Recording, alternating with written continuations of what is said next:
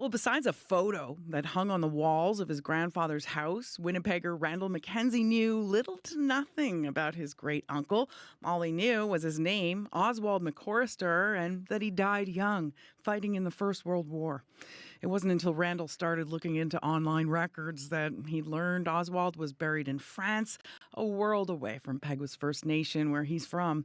And while Randall hoped to one day visit his great uncle's grave, he never thought he'd get that chance.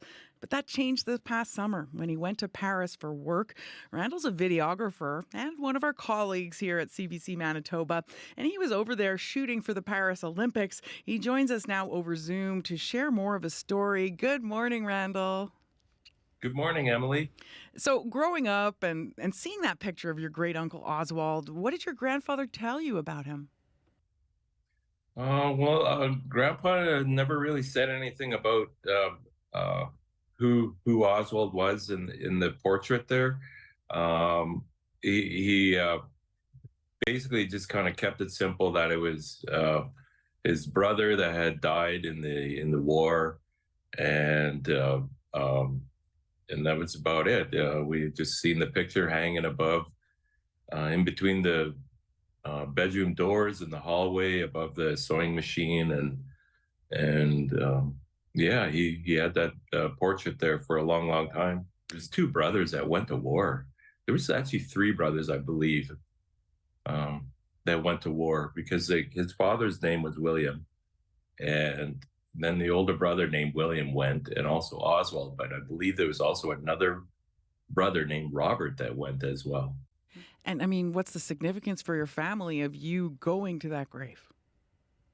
Well, I guess the significance is that I'm like the first one to go and actually see it. There was no picture online of it. There was just a notation of where it was and what section it was. And when you're at the cemetery there, all the headstones are marked, so it's very easy to find.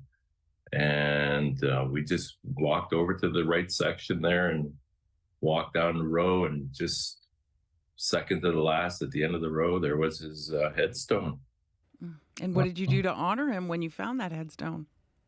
I was really like in a surreal place because I could see my my grandpa's name there, my McCorister, right? And like knowing that, I'm like, boy, I'm thousands of miles away from home, and this is like family here.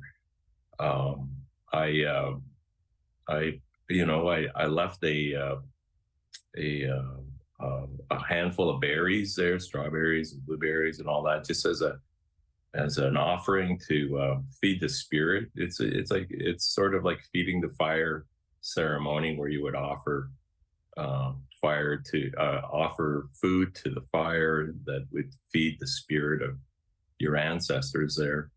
But I also left a penny as a token that a family member visited the site, and just so that other people coming by will know that, yeah, family was there. Mhm.